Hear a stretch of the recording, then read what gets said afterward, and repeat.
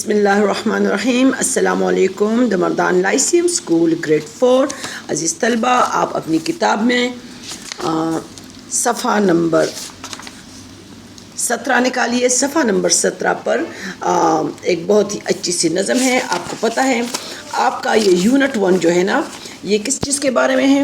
آپ نے پچھلے ویڈیو یاد ہے جی، یونٹ 1 ہے صحت اور صفائی کے بارے میں۔ تو اسی لحاظ سے اس میں جو نظم ہے یہ بھی صفائی سے متعلق ہے۔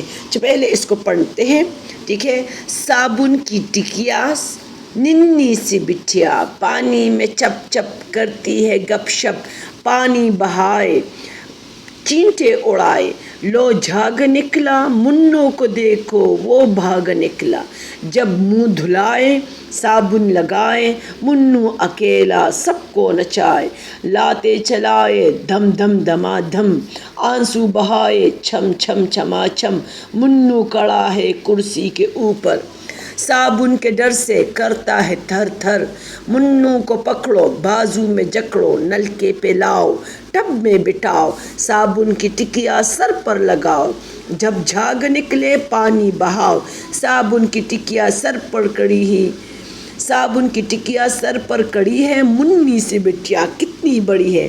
یہ نظم کس نے لکھی ہے؟ یہ حسن عابدی صاحب نے لکھی ہے، ٹھیک ہے۔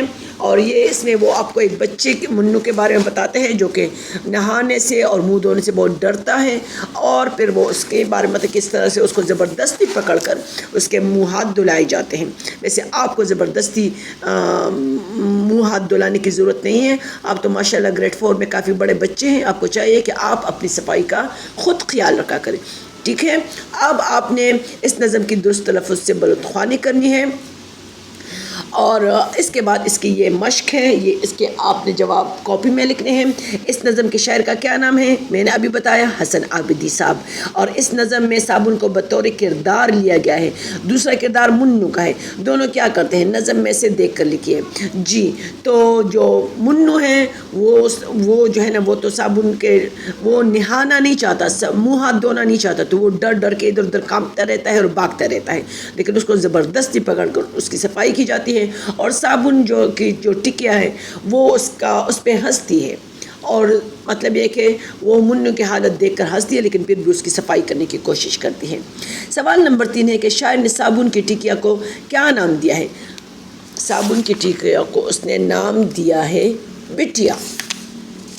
آپ کے خیال میں منوں صابن سے کیوں ڈرتا ہے؟ منوں صابن سے اس لیے ڈرتا ہے کہ شاید وہ سمجھتا ہے کہ اس کی یہ جاگ میری آنکھوں میں چلی جائے گی اور پھر میری آنکھیں جلے گی، ٹھیک ہے۔ سوال نمبر 5 ہے ہمیں اپنی صفائی کا خیال کیوں رکھنا چاہیے؟ یہ تو میرے خیال میں آپ کو لیے اگر ہم لوگ صحت مند رہنا چاہتے ہیں، اگر ہم لوگ چاہتے ہیں کہ ہم کبھی بیمار نہ ہوں، تو ہمیں چاہیے کہ اپنی صفائی کا خیال رکھیں، کیونکہ صفائی ایک مسلمان کی حیثیت ہے، ہمیں پتہ ہے کہ صفائی نصف ایمان ہے، اور ویسے بھی خود کو صحت مند رکھنے کے لیے صفائی بہت ضروری ہے، نہ صرف اپنی صفائی، اپنی بدن کی صفائی، بلکہ اپنے گھر کی اور اپنے ماحول کی صفائی بھی بہت زیادہ ضروری ہے، ٹھیک ہے۔ اب اس میں حصہ نمبر 2 ہے کہ دیے گئے الفاظ کو اپنے جملوں میں استعمال کیجیے۔ پہلا ہے جھاگ، ٹھیک ہے۔ آپ جھاگ پہ یہ بھی جملہ بنا سکتے ہیں کہ جب میں نے صابن اپنے ہاتھوں پر ملا اور پانی ڈالا تو بہت سارا جھاگ بن گیا، ٹھیک ہے، اور یا صابن کے ملنے سے جھاگ بنتی ہے، ٹھیک ہے۔ آنسو، ٹھیک ہے، آنسو پہ آپ یہ بھی لکھ سکتے ہیں کہ پیاس کی، جب میری امی پیاس کاٹ رہی تھی تو اس کی آنکھوں میں آنسو آ گئے، یا میں نے ایک انتہائی غمزدہ کارٹون دیکھا، یا میں نے ایک غمزدہ کہانی پڑھی، میں نے ایک بہت ہی افسوسناک واقعہ سنا تو میری آنکھوں میں آنسو آ گئے۔ ڈر یہ بھی ہے کہ مجھے بجلی سے بہت ڈر لگتا ہے، مجھے اونچائی سے بہت ڈر لگتا ہے، مجھے بھوتوں سے بہت ڈر لگتا ہے، ٹھیک ہے۔ نل کا، ہمیں کبھی بھی نل کا کھلا نہیں چھوڑنا چاہیے، ٹھیک ہے۔ منہ ہاتھ دھونے کے بعد ہمیں چاہیے کہ ہم نلکے کو اچھی طرح سے بند کیا کریں۔ تھر تھر،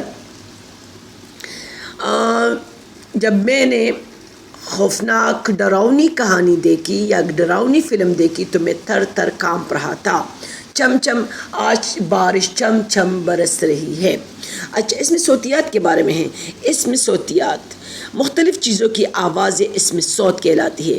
اسم کا مطلب ہے نام اور صوت کا مطلب ہے آواز۔ مطلب یہ کہ جیسے پانی، ابھی میں نے کہا نا کہ پانی بارش چھم چھم برس رہی ہے، تو پانی میں چپ چھپ لاتے چلائیں، تو یہ اس میں صوت ہے، ٹھیک ہے۔ اور کس طرح سے اس نے آنسو بہائے،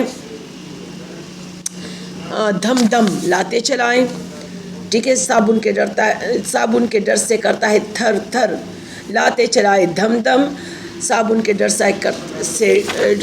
سے کرتا ہے تھر تھر۔ اور آگے کیا ہے،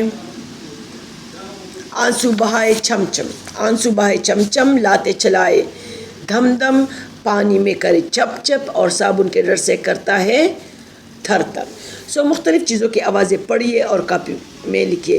ہوائی جہاز زوں زوں، بہتا ہوا پانی کرتا ہے شر شر، بارش برستی ہے چم چم، ٹرین کرتا ہے چک چک، اور بوندیں کرتی ہے، بوندیں وہ جو پانی کے بارش کے قطرے نہیں ہوتے پانی کے، ان کو تو وہ کہتے ہیں ٹپ ٹپ، ٹھیک ہے۔ اچھا، مصوتے یا ووولز بدل کر نئے الفاظ بنائیے۔ الف، اچھا تار ہے تو درمیان میں جو الف آیا ہے نا، تو اس الف کو ہٹا کے اپنے چوٹی یہ لکھنے ہیں، تو تار سے بن جائے گا تیر، اور چار سے بن جائے گا چیر، پاس سے بن جائے گا پیس، بان سے بن جائے گا بین، اور چال سے بن جائے گا چیل، ٹھیک ہے۔ اسی طرح سے آپ نے یہاں پہ الف مصوتے کے جو الفاظ ہیں درمیان میں جو الف آ رہا ہے اس کو ہٹا کے اپنے بڑی یہ لکھنی ہے۔ جال سے بن جائے گا جیل، مال سے بن جائے گا میل، رال سے بن جائے گا ریل، دار سے بن جائے گا دیر، اور بال سے بن جائے گا بیل، ٹھیک ہے۔ اب آپ نے جو یہاں پہ پیش والا لفظ ہے اس پیش کو ہٹا کے آپ نے یہاں پہ لکھنا ہے وو، چے کے بعد جو ہے نا نون ہے اور الف ہے، تو آپ نے چے کے بعد وو لکھنا ہے، اس طرح بھئی کے بعد دو چشمے ہی کے بعد وہ لکھنا ہے، تو پھر دیکھتے کہ کیا ہوتا ہے۔ چنا سے چونا بن جائے گا، بنا سے بھونا بن جائے گا، سکھ سے